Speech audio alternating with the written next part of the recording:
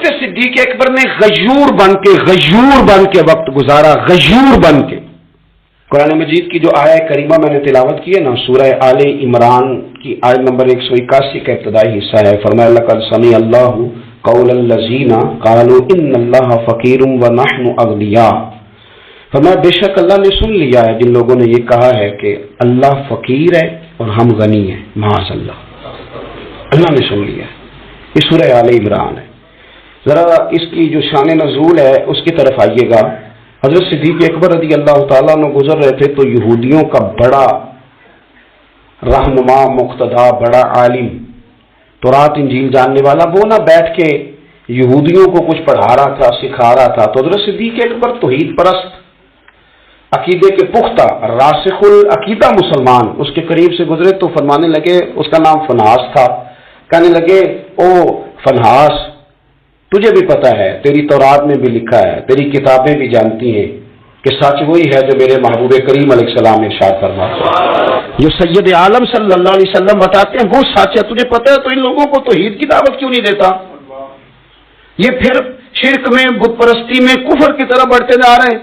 ان کو پیغام توحید دے، یہ اللہ تبارک و تعالیٰ کی عبادت کریں اس مالک کی جس نے میرے نبی پاک کو اپنا رسول بنا کے بھیجا، اس طرف ان کی رغبت دے. تو وہ فنحاس جو تھا اس نے بڑی کفریہ جملے معاذ اللہ بولے. وہ کہنے لگا کہ اس رب کی ہم عبادت کریں جو ہمیں کہتا ہے کہ قرض حسنہ دو، اللہ کو قرضہ دو، وہ تمہیں ڈبل کر کے واپس کرے گا. صدقات اور زکوٰۃ کا معاذ اللہ اس نے مذاق اڑایا. کہنے لگا اللہ ہم سے کہتا ہے میری راہ میں خرچ کرو، معاذ اللہ استغفر اللہ. کہنے لگا اس کا معنی تو یہ ہوا نا کہ ہم غنی ہیں اور اللہ فقیر ہے. ہر سوال کے جواب میں دلیل نہیں ہوتی. کچھ لوگ جو ہوتے ہیں ان کا علاج کچھ اور بھی ہوتا ہے. جب اس نے رب کی شان کے بارے میں یہ بات کی نا تو حضرت صدیق اکبر نے پھر ایک زور کا تماچا اس کے منہ پہ مارا، ایک تھپڑ مارا، ایک سٹ تے پکڑا کوار گندہ لذی اور بھی بوٹیاں جاننے، ایک لگائی زور سے اس کے منہ پہ.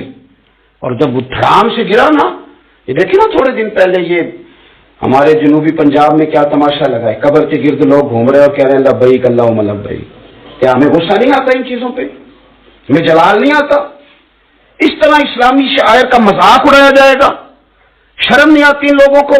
عقیدہ توحید کے معاملے میں ہمیں غیرت مند ہونا چاہیے. میرے رسول کریم صلی اللہ تعالی علیہ وسلم نے ہر گلی ہر چوک میں یہ نعرہ لگایا کہ لا الہ الا اللہ. حضور نے پیغام توحید دیا ہے. ہمیں شکن تک نہیں آتی، جو مرضی قوال بک جائے، جو مرضی وہ کفر کہہ جائے، کوئی پوچھنے والا نہیں. جو جس طرح کا مرضی کو شعر پڑھ کے گزر جائے، کوئی طبیعت نہیں، کوئی نہیں پوچھنے والا کہ آپ کہاں کھڑے ہیں، آپ نے کیا کہہ دیا. کوئی پتہ ہی کوئی نہیں کہ آپ کتنی اونچی بات چلے گئے، آپ جانتے نہیں. تو عید باری تعالیٰ کے تقاضے کہہ دیتے ہیں لوگ، مجال ہے کوئی شخص وہاں بات کرے تو. حضرت صدیق اکبر نے تھپڑ مارا. اب وہ چونکہ ان کا بڑا مقتدا تھا، پیشوا تھا، وہ حضور سید عالم صلی اللہ علیہ وسلم کی بارگاہ میں آیا اور وہ سارے لوگ آئے. میں آ کے کہا جی ابو بکر نے تھپڑ مارا ہے. تو نبی کریم صلی اللہ علیہ وسلم نے فرمایا بلائیے ابو بکر صدیق کو. حاضر بارگاہ ہوئے، آپ نے تھپڑ مارا ہے؟ کہا حضور مارا ہے. بالکل مارا ہے.